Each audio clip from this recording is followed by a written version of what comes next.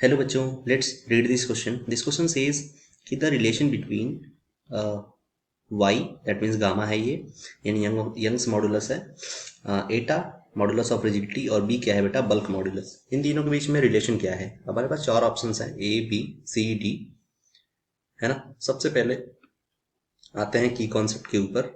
तो की कॉन्सेप्ट क्या है इसका, ध्यान से समझना. सबसे पहले आते हैं बेटा की कॉन्सेप्ट पर. तो की कॉन्सेप्ट क्या है बेटा, एक बात समझना कि जो रिलेशन होता है ना, जो रिलेशन होता है रिलेशन बिटवीन गामा, यानी कि गामा क्या है, यंग्स मॉडुलस. तो गामा के बीच में और आपका बीटा के बीच में रिलेशन आना चाहिए, और एक और रिलेशन आना चाहिए जो कि गामा के बीच में और एटा के बीच में. ठीक है, तो ये दो रिलेशंस आपको आने चाहिए. ये दो रिलेशंस क्या क्या हैं, है ना, अभी हम आगे डिस्कस करते हैं. चलो इसको सॉल्व करते हैं. ठीक है, तो अब एक बात समझना आप, है ना, कि हमारे पास जो रिलेशन है, अकॉर्डिंग टू रिलेशन, जो हमारे पास रिलेशन है वो रिलेशन क्या है.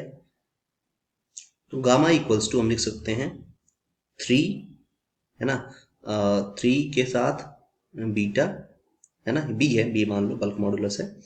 ठीक है, 1 माइनस 2 सिग्मा. सिग्मा क्या है, नॉर्मल स्ट्रेस है, अब बता देंगे. ये पहला इक्वेशन हो गया हमारे पास. ऐसे ही दूसरा इक्वेशन जो है वो क्या हो जाएगा, 2 इंटू एटा, है ना, जो कि मॉडुलस ऑफ रिजिडिटी है, प्लस अल्फा. ये हो गया आपका सेकंड इक्वेशन. ठीक है, तो हमने क्या कर लिया, दो इक्वेशन बना लिया. अब आपको बेटा यहाँ से क्या करना है, सिग्मा को एलिमिनेट करना है. सिग्मा को क्या करना है, एलिमिनेशन करना है. सिग्मा को एलिमिनेशन करने के लिए हम क्या क्या करेंगे, तो हम क्या करते हैं ना, सिग्मा को एलिमिनेट करने के लिए पहली बात तो हम क्या करते हैं, 1 और 2 को ही मॉडिफाई करते हैं. तो 1 को अगर मॉडिफाई करते हैं हम, तो 1 को मॉडिफाई करने के बाद क्या मिलेगा, गामा बाई 3 बीटा, है ना, इक्वल्स टू 1 माइनस 2 सिग्मा, है ना. तो ये इक्वेशन मिला हमें, जिसको हम थर्ड मान लो. है तो ये फर्स्ट ही, लेकिन तरीका जो है लिखने का वो अलग है, यूनिक है. तो गामा बाई दूसरे को मान लो, गामा बाई 2 एटा को अगर इधर ले जाते हैं तो 2 एटा इक्वल्स टू 1 प्लस अल्फा आएगा. ठीक है, 1 प्लस अल्फा. चलो यहाँ पर ये रहा मान लो फोर्थ इक्वेशन. खैर ये भी सेकंड ही है, बट हमने इसको फोर्थ बनाया है.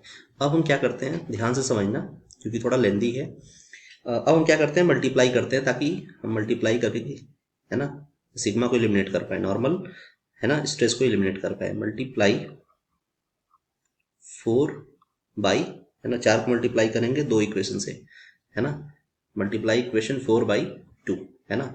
तो फोर्थ इक्वेशन को मल्टीप्लाई करेंगे अगर 2 से, तो हमारे पास रिजल्ट क्या आएगा, हम क्या पाएंगे, so we get y by, है ना, एटा, यानी कि y by eta equals to 2 plus 2 sigma. और इसको आप इक्वेशन नंबर 5 कंसीडर कर सकते हो. ठीक है, this can be equation number 5.